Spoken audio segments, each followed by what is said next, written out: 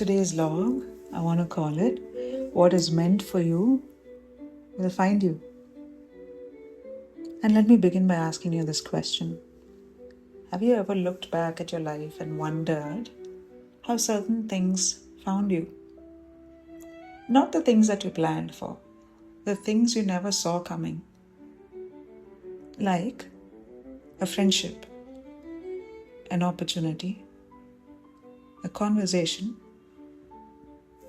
a lesson, a meal, a path you didn't even know existed, and yet somehow they arrived exactly the right moment and changed everything. The older I get, the more fascinated I become by these moments. Because if I had tried to plan some of the best things in my life, I would have missed them all completely.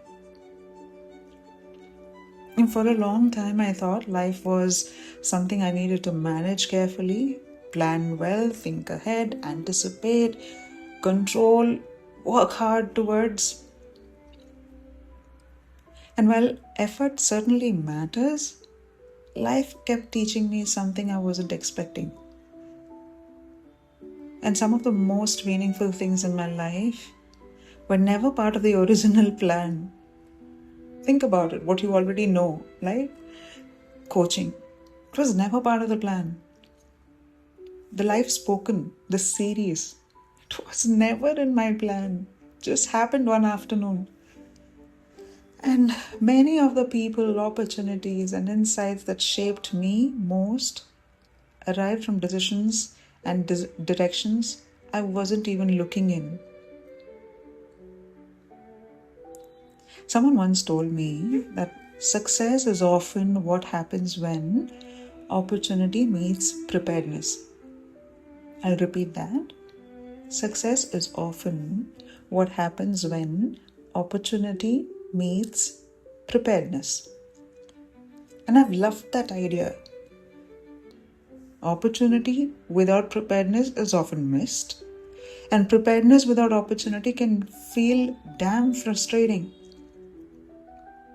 But the magic happens when the two finally meet. And our job is to prepare. Life's job is to present. The more I think about it, the more I realize how much of life is already quietly working in the background. Think about this, okay? And this idea or thought is coming from my understanding of even what the Bible has to say, right? Look at the birds of the air. They neither sow nor reap, yet the Heavenly Father feeds them. And that verse has always stayed in my head. And I want to bring it back here. Every drop of rain that has ever landed on your skin began somewhere beyond your sight. A cloud you never created, a current you never directed, a journey you never controlled.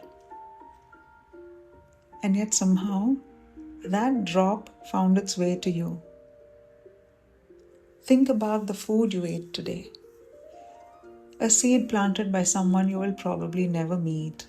They watered it, nurtured it, harvested it, transported it.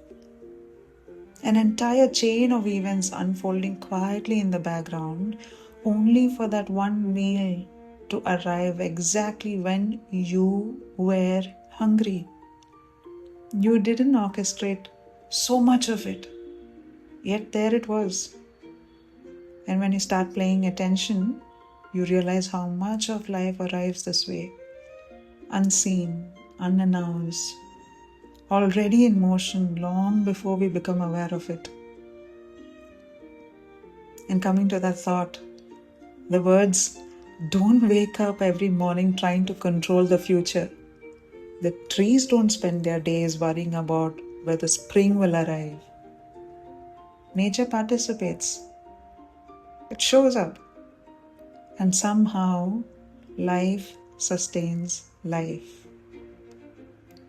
What falls becomes nourishment. What dies becomes soil. Soil allows for growth. Growth allows for life to sustain. Nothing wasted. Everything becoming part of something else. And just imagine this. Every drop of water, every tree, everything that you see around you existed from the beginning of time. Nothing has been added to this planet. It's just sustaining, one after the other, one feeding into the other. And perhaps that's true for us too. Maybe our heart breaks become compassion. Our failures become wisdom. The confusion becomes understanding, and the experiences we wish had never happened become the very things that help another human being one day. Perhaps less is wasted when we think of it, including the parts of our life we struggle to understand.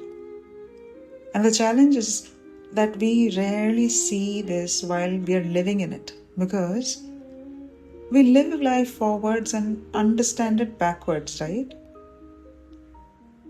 We go through each day, but we make sense of it only when we think of things retrospectively. Only later do we see why the delay mattered, why the wrong turn taught us something else, why the things we resisted ended up changing us anyways, why something didn't arrive when we wanted it to. Some things reach us only when we are finally ready to receive them. And I guess readiness comes not from controlling life, but from participating in it.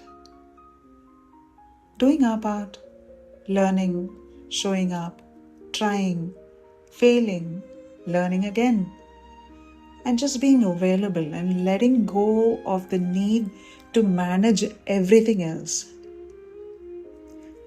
If you think about it, control is so heavy and curiosity is so light. Control asks, why isn't this happening the way I planned? And curiosity asks, I wonder where this is leading. And I think that's the quiet trust I've been learning. Not that life guarantees us everything we want. If anything, it doesn't. But life seems remarkably good at bringing us what we need when we are ready for it. Not always in the form we expected, not always on the timelines we wanted, but often exactly when we can finally appreciate it.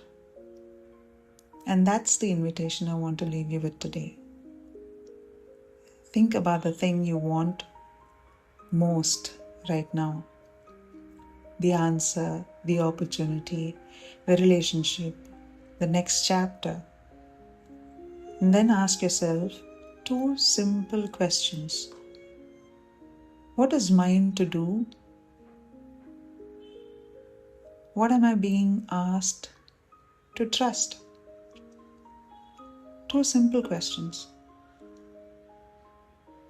Do the first with courage and let the second teach you through patience. And perhaps what is meant for you is finding its way too. You simply haven't met it yet. And stay with that.